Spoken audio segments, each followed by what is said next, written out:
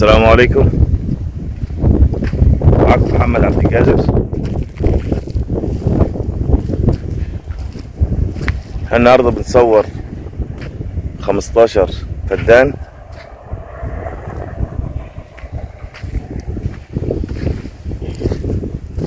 احنا ان شاء الله بيننا وبين الصحراوي مصر اسكندرية كيلو بالظبط او اقل كمان.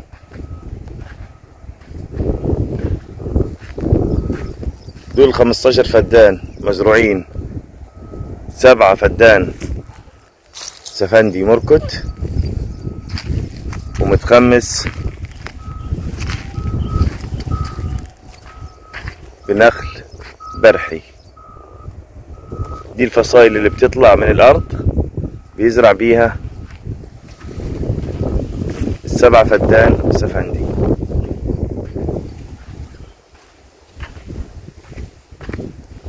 فيها 7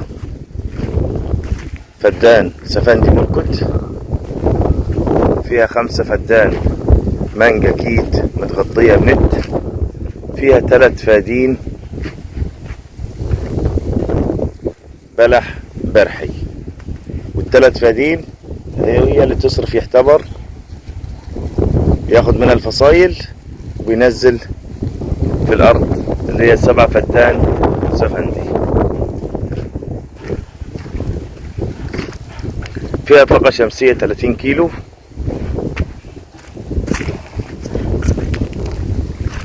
أرض ملك نهائي محافظة البحيرة.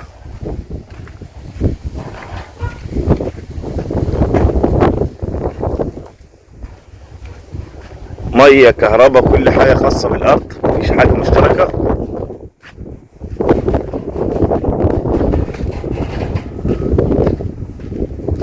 فيها بيت على دورين، الدور الأول متشطب، الدور الثاني تحت التشطيب مبني وبيتمحر، والدور الثالث لسه هيعملوه ان شاء الله.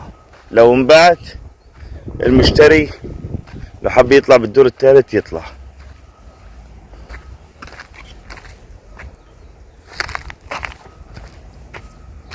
دي المانجا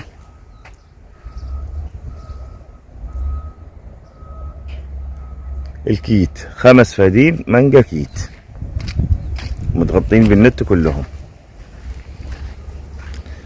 مطلوب في الفدان 1.5 مليون، ده سعر نهائي. ده المحصول الساعة بتاع السنة دي ان شاء الله.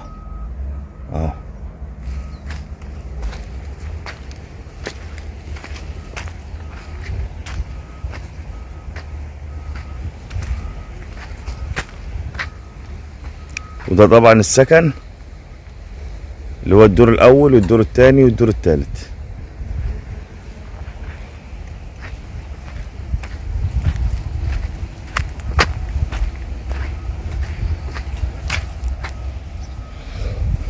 ارض ملك نهائي محافظة البحيرة، مية وكهرباء وطاقة شمسية خاصة بالارض. ارض بتصرف كيماوي، فيها حيازة. مطلوب 1.5 مليون في الفدان. نبعد عن الصحراوي كيلو واحد.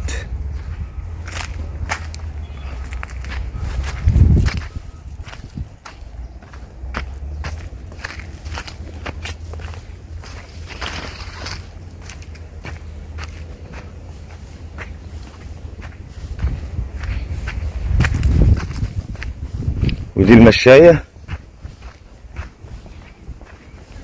اللي تطلع على البوابة. برضو الارض الواجهة بس البوابة بس يعتبر اللي هي متصورة سور.